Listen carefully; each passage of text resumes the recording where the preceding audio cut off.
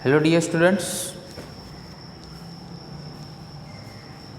આજે આપણે example number 4.9 બરાબર એ સોલ્વ કરવા જઈ રહ્યા છીએ. એક્ઝામ્પલની રકમ હું વાંચું છું.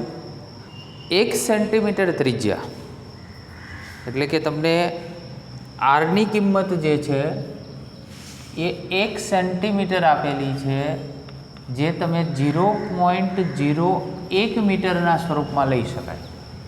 બરાબર.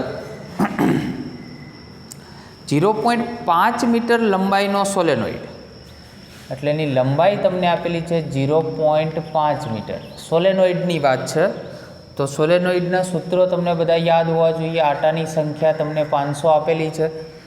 બરાબર. અને એમાંથી વિદ્યુત પ્રવાહનું વહન થાય છે 5 એમ્પિયર જેટલું.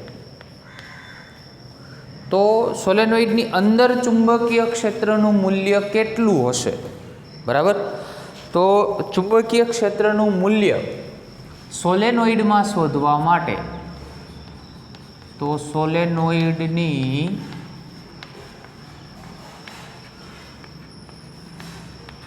અંદરના ભાગમાં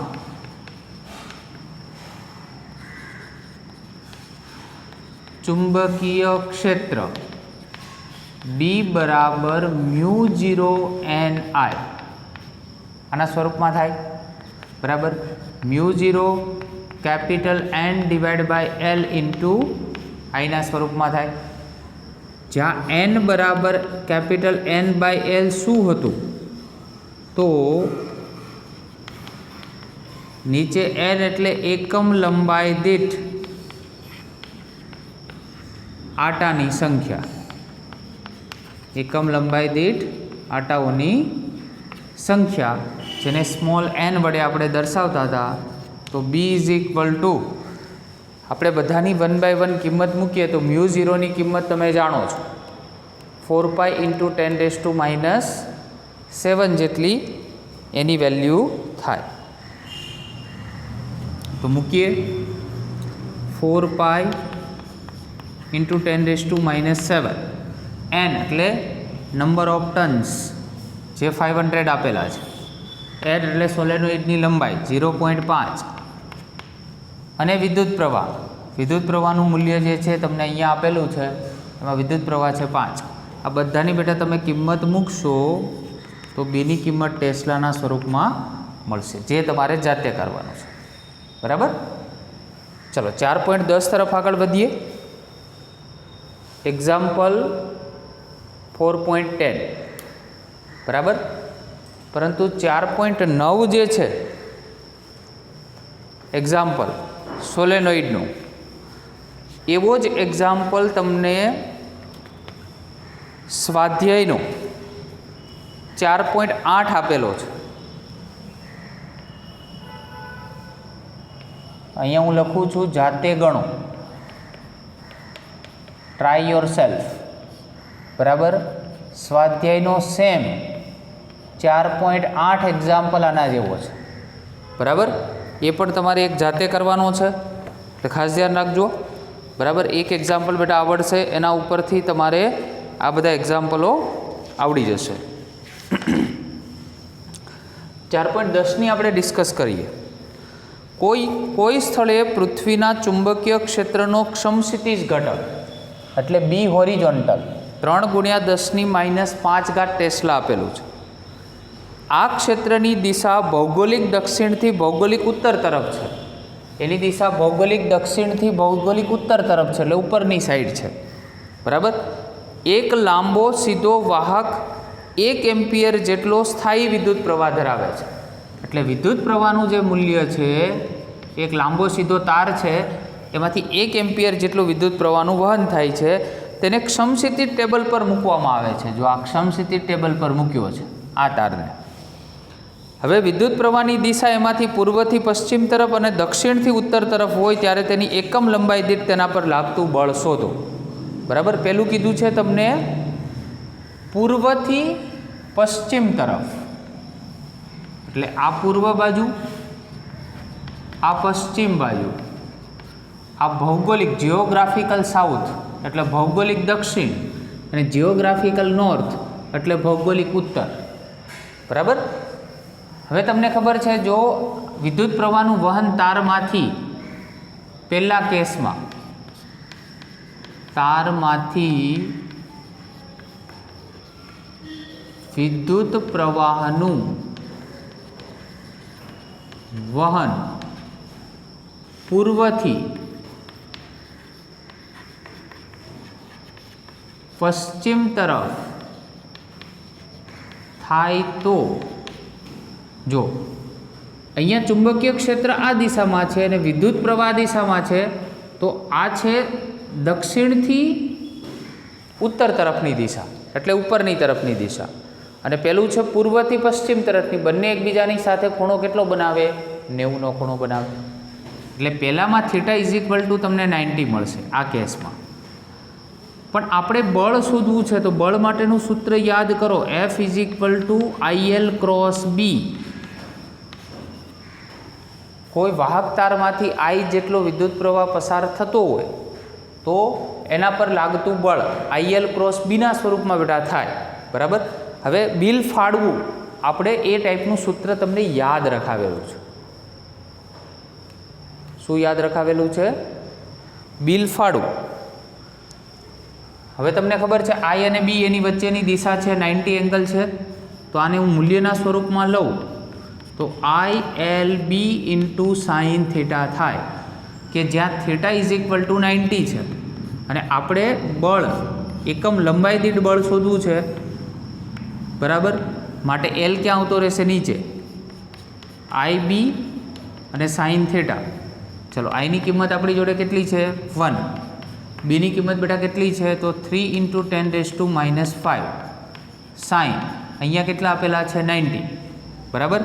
તો એકમ લંબાઈ દીઠ બળ તમને પહેલા કેસમાં મળે છે 3 × 10⁻5, F એટલે ન્યૂટન અને L એટલે મીટર, તો Nm/m એના સ્વરૂપમાં મળે, પહેલું મૂલ્ય મળ્યું। હવે બીજામાં તમને એવું કીધું છે કે જો વિદ્યુત પ્રવાહની દિશા એ સાઉથથી નોર્થની તરફ હોય, એટલે આ જ દિશામાં જુઓ, બરાબર। તો ચુંબકીય ક્ષેત્ર પણ એ દિશામાં છે અને વિદ્યુત પ્રવાહ પણ એ જ દિશામાં છે। તો અહીંયા લખીએ, ચુંબકીય ક્ષેત્ર અને વિદ્યુત પ્રવાહ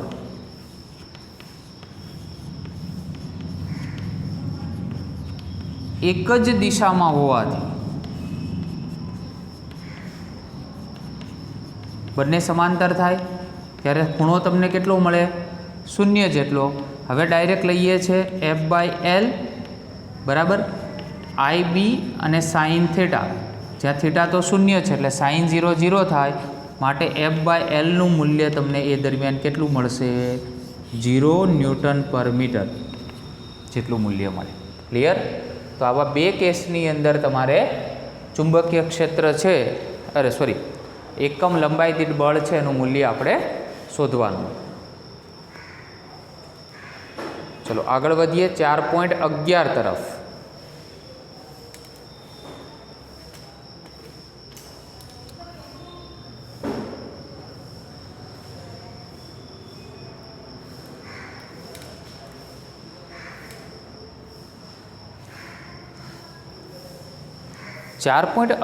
ની અંદર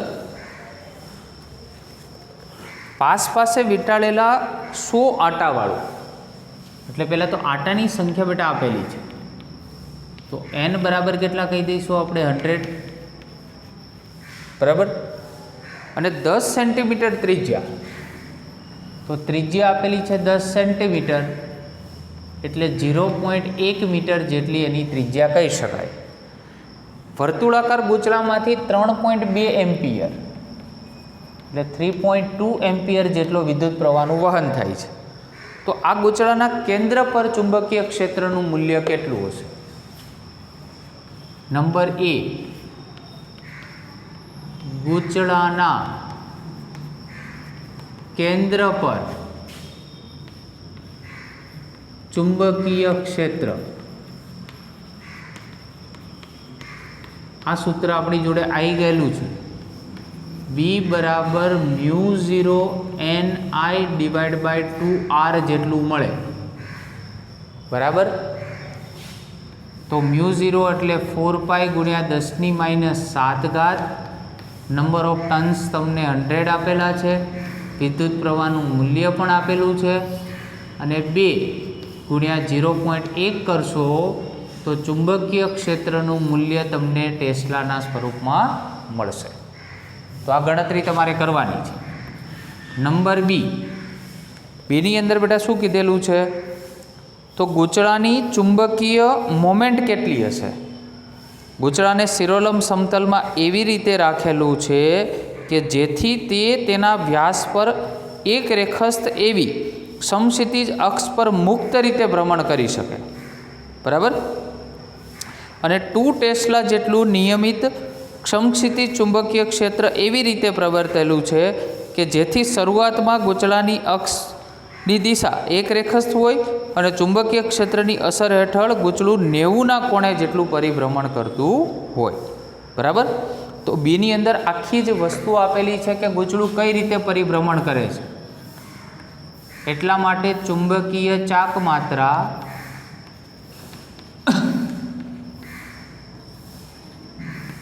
જેનું સૂત્ર હતું મે આયા, પરંતુ અહીંયા ટન્સ આપેલા છે એટલે મે નહીં આયા.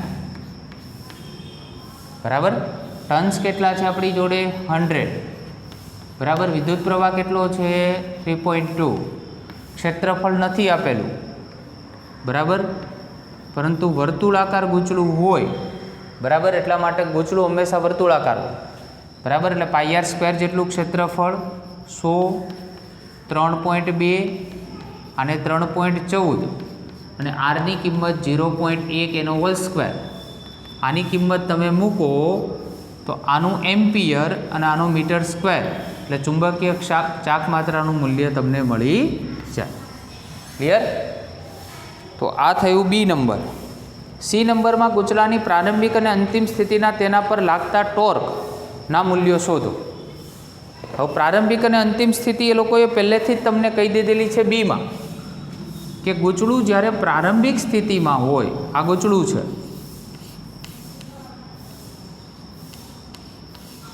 અને અંતિમ સ્થિતિમાં હોય ત્યારે બંનેમાં શું ડિફરન્સ હોય? તો જો આ ગૂંચળું હોય તો એનો ક્ષેત્રફળ સદિશ આ દિશામાં હોય.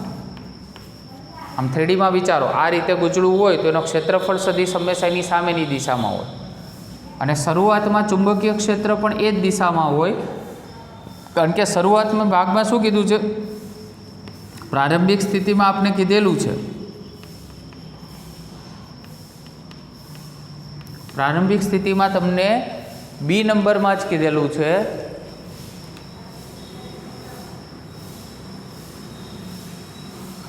કે ખૂણો કેટલો હોય? તો 0 હોય. થીટા ઇઝ ઇક્વલ ટુ 0 હોય. હવે ટોર્કનું સૂત્ર mb sin થીટા, પ્રારંભિક ટોર્ક. તો ટોર્ક ઇઝ ઇક્વલ ટુ શું થાય? તો mb sin 0. sin 0ની કિંમત 0, મતલબ પ્રારંભિક ટોર્ક તમને કેટલું મળે? 0 જેટલું મળે. ક્લિયર?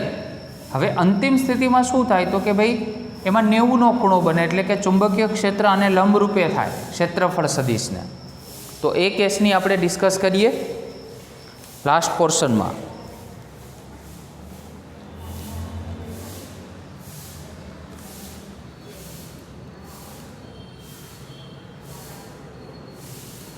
અંતિમ સ્થિતિમાં શું હોઈ શકે? ગૂંચળાની સ્થિતિ.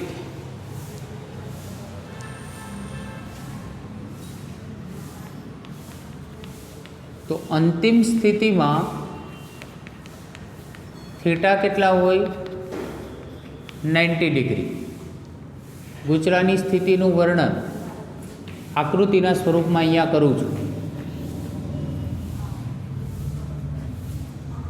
ગૂંચળાનો ક્ષેત્રફળ સદિશ ફિક્સ હોય આ રીતે, પરંતુ ચુંબકીય ક્ષેત્ર કેવું હોય? હવે એને લંબરૂપે, એટલે બીનું મૂલ્ય અહીંયા થાય. બરાબર. તો torque tau is equal two mb sin theta. હવે થીટા ઇઝ ઇક્વલ ટુ તો 90 છે, પણ એમ અને બીની વેલ્યુ તો આગળ બંને જ વેલ્યુ તમે શોધેલી છે એ સેક્શન અને બી સેક્શનમાં.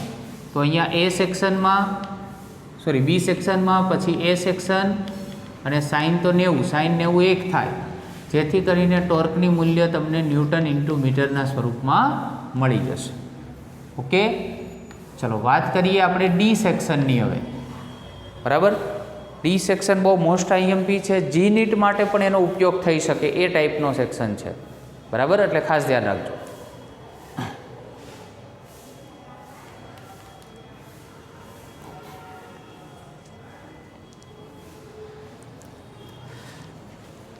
જ્યારે ગૂંચળું 90ના કોણ પાસે પહોંચે એટલે અંતિમ સ્થિતિમાં, 90ના કોણ આગળ એટલે અંતિમ સ્થિતિમાં પહોંચે ત્યારે તેની કોણીય ઝડપ પ્રાપ્ત કરી. કેટલી કોણીય ઝડપ પ્રાપ્ત કરી હશે?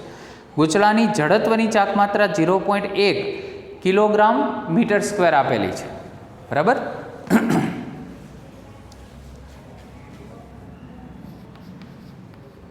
ગૂંચળું 90ની સ્થિતિ આગળ પહોંચે ત્યારે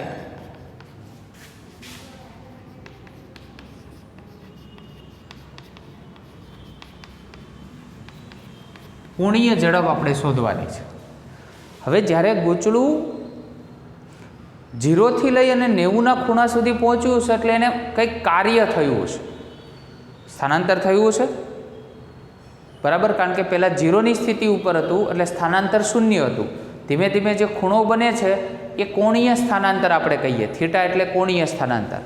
માટે આપણે લઈએ સૂક્ષ્મ કાર્ય, કન્સેપ્ટ લઈએ છીએ સૂક્ષ્મ કાર્યનો, જે dWના સ્વરૂપમાં મળે, ટાઉ ઇન્ટુ ડી થીટા. કાર્ય બરાબર બળ ગુણ્યા સ્થાનાંતર. માટે dW બરાબર બળનું તમે સૂત્ર જાણો છો mb sine theta into D theta.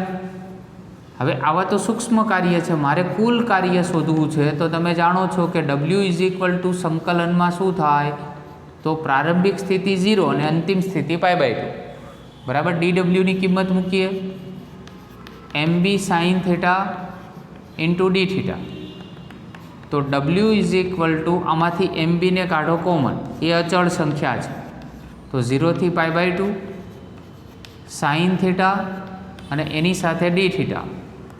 બરાબર, તો mb તો બેટા કોમન જ છે, સાઇન થીટાનું સંકલન માઇનસ કોસ થીટા થાય એટલે 0થી શું થાય π/2.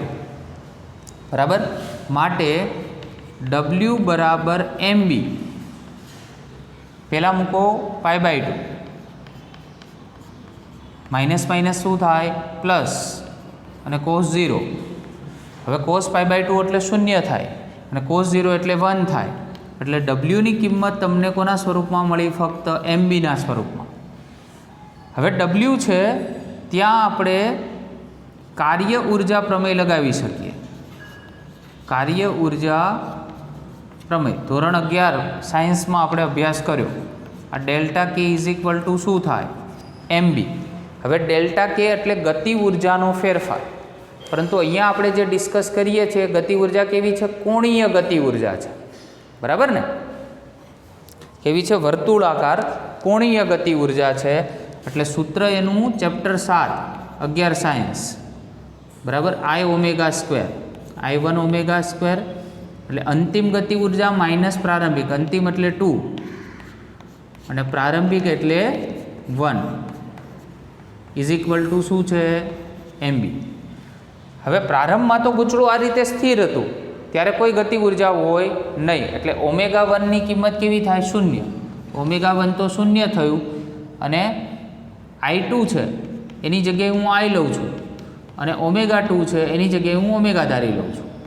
બરાબર, લખી શકાય, કારણ કે 1 તો જતું રહ્યું એટલે હવે 2 લખવાની કોઈ મિનિંગ રહેતો નથી.